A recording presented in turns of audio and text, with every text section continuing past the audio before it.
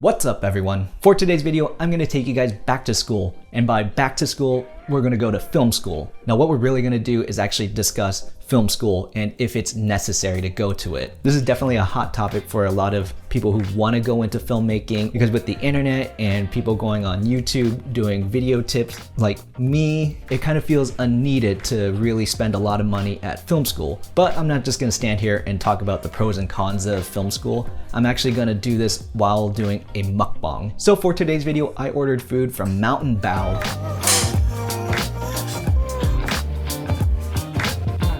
Now for those of you who are new to my channel, I make content related to photography, videography, and just equipment review. So if that interests you, make sure to hit subscribe and that bell so you get notified when I make new content. And for those of you who have subscribed to me, you may have noticed that my background's a little different. Well, if you saw my last video, I talked about how I'm in the middle of moving, so here's the new place. Now I'm still trying to organize the place and recover from the move. And on top of that, a lot of my equipment's put away. So I couldn't really plan out a nice filmmaking tip video. So I figured with the success of the last mukbang, then this would be a fun one to do and talk about film school. So why don't you guys sit back and let's go pick up my food.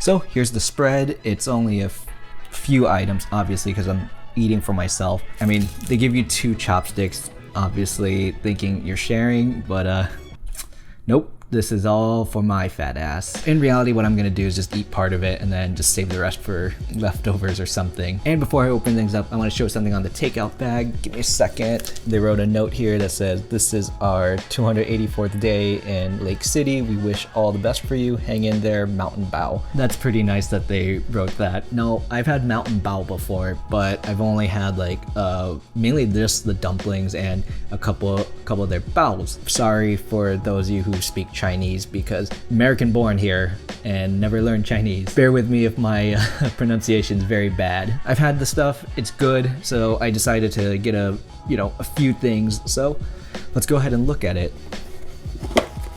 So this is the Scallion Pancake. Here, pan-fried dumplings. Now here's a staple, the pork Xiao Bao. Basically, it's the soup dumpling. They give you a bunch of different sauces. This is supposed to be their hot chicken. Kind of looks like a Chinese rotisserie chicken. I might get a small side of rice just to eat with that. So let's go ahead and dig in. First thing I should do is maybe check out what these are. Actually, I already know that this is hot chili oil. See, this looks like just regular soy sauce. Maybe it has a little bit of vinegar in it, so.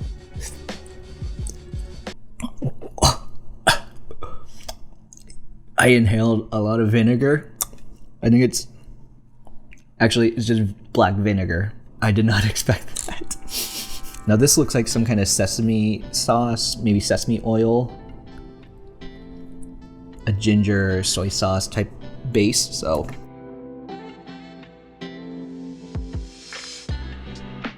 Slice into the bottom, let the soup pour out. Okay, there's not much broth in here.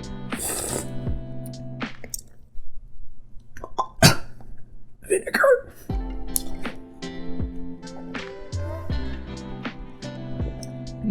Tasty.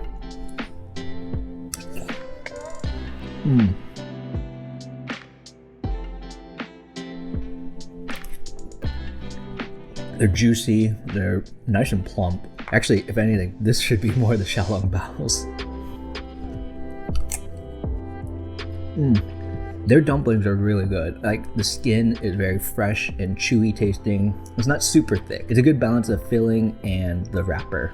Yeah, look up. That's really thick. It's like, that's probably about like a 1/4 inch thick there, but nice and crisp. Maybe again, probably because it's been sitting for a bit.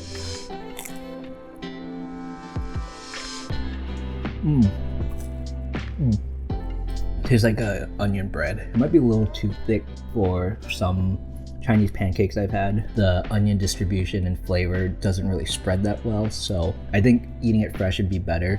but I also think having it a little thinner would be really, really good. So now let's try this hot chicken. This is like the cold chicken, and it's an appetizer. it's got a nice flavor. That sesame oil, hot oil, and then there's like a hint of ginger. I know with COVID and all, it's hard to go to places, but if you ever find yourself in Seattle or if you live here, I highly recommend this place. It's really good.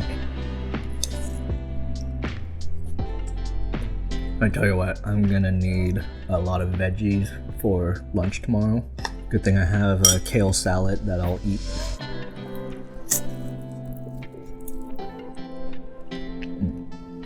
Now let's go ahead and talk about the main topic, which is film school. Is film school worth it? I went to Arizona State University. It's not really known for its film school. Definitely more of a business school, and we used to be a party school. But nonetheless, they still offered a film program. So being at a university, it gave me the opportunity to just pick and choose if I decided to not be in film. And this is around the time that YouTube was slowly becoming bigger, but not as many filmmakers on there, at least not as many like Pete McKinnons or Daniel Schiffers were on there. So you didn't have too many resources at the time. But today, things have changed so much that it almost feels like you probably don't even need to go to school in general. So that's my background right there. So what I'm gonna give is some pros and cons on why you should go to film school and why you shouldn't go to film school. Really, there's no right or wrong answer. So first, let's talk about the positives of going to film school. I think one of the big things that I really appreciated is it gave me an opportunity to network. So I ended up getting into their advanced film program there. Basically, it was a concentration with at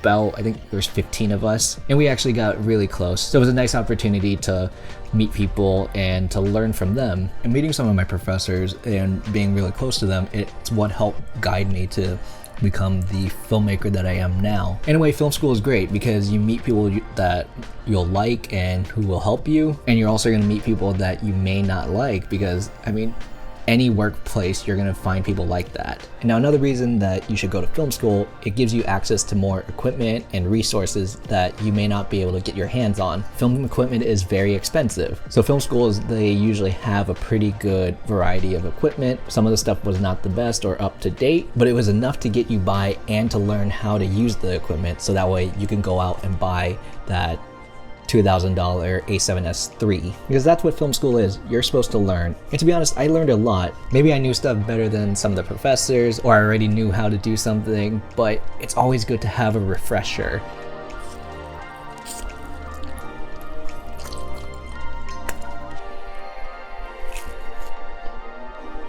All right, let's go into the third reason to go to film school. So number 3 is you get different perspectives. Now this goes for any school in general, is that you get different people from different perspectives on how they approach projects or just different things in life. Because some people are gonna have more perspective as an editor, or another person's gonna have more perspective as a sound person. So it's great to meet these people so you get an idea of how they work and how you can work with them. Now this goes without saying, you should never burn bridges.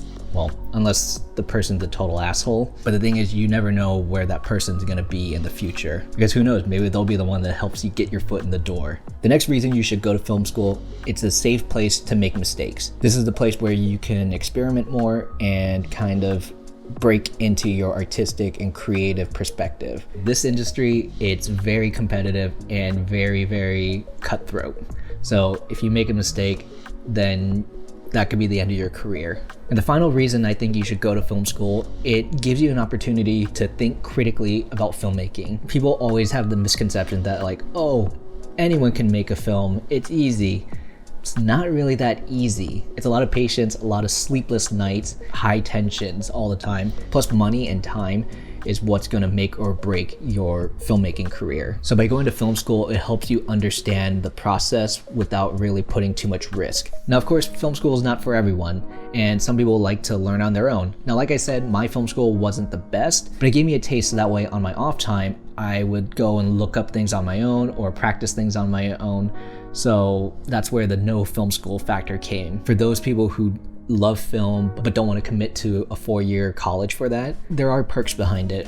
One, you get a lot more hands-on experience. There's people who just can't sit in the classroom. I mean, to be honest, a lot of times we were just sitting in the classroom learning, like hearing lectures, reading things, and that's why I said that a lot of times I felt like I was learning things outside of school. Now, it's not entirely a bad thing because, again, it's school, but you want to make sure you get your money's worth. So having no film school, it's good because then you can teach yourself the way that you want to be taught. YouTube, that's like the best way to get started. Heck, you can go this channel, just subscribe to me. But the easiest way, just watch movies and don't just watch for entertainment. Watch and think critically. Take the time to look behind the scenes and read up on it too. And my next pro point for no film school kind of bled into the first point, which is there's an abundance of resources online. So nowadays you don't have to pay thousands of dollars just to go to film school and just sit in the classroom.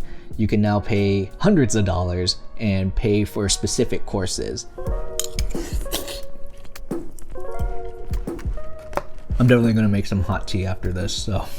All right, so now that I gave you the pro list as to why you should go to film school or not go to film school, let's talk about the negatives. So one con about film school is that it's a slower pace. Since you're at a school where people are coming from different perspectives and different experiences, the school can only go so fast and fit so much into just one semester. So a lot of the stuff you learn is very broad, but that actually helped push me outside my comfort zone to go look things up on my own and just improve on it. Now, another con about film school is that it's pretty outdated. You may have a lot of great equipment and resources, but some of it may just be like donations or an older model because the school only gets so much funding. Some of the things they teach you may just be out of date or just very out of context, and this can contribute to the slower pace because it just doesn't feel as exciting. And now my final con is that colleagues may not be the best. Now I already hit upon this in the positives on getting different perspectives, but you have to remember as a person you can tolerate only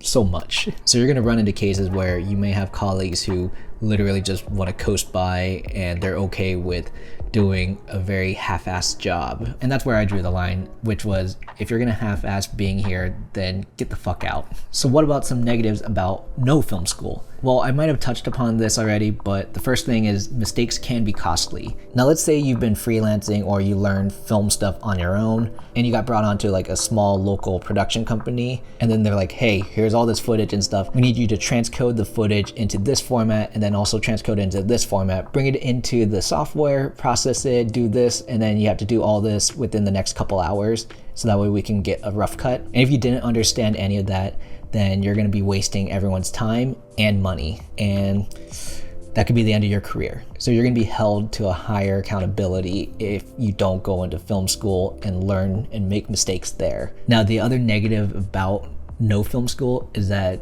not everyone is considered an expert. Now you could point fingers and say fuck you to me because I'm not an expert, but I have quite a bit of experience. I already ran through a bit of my resume with you, and I've been in the game for at least 5+ years along with film school. So I have the credentials, but you also have to remember that you're gonna find grifters out there who think they know the best. It's good to listen to them so you understand, but you also have to expand outside of just one bubble. Make sure you listen to a couple different resources so that way you can compare and contrast. So again, just think critically when you're picking your resources. Now, the final con about no film school is that it's hard to find a community. Film is a collaborative art, and if you're learning things on your own, it might feel a little lonely and you just don't have that opposing force from another perspective like helping you collaborate or helping you be creative. One thing I really treasured about film school is that I had other people to bounce ideas off of, had another perspective to tell me, hey, why are you doing it this way? And by having that contrasting force,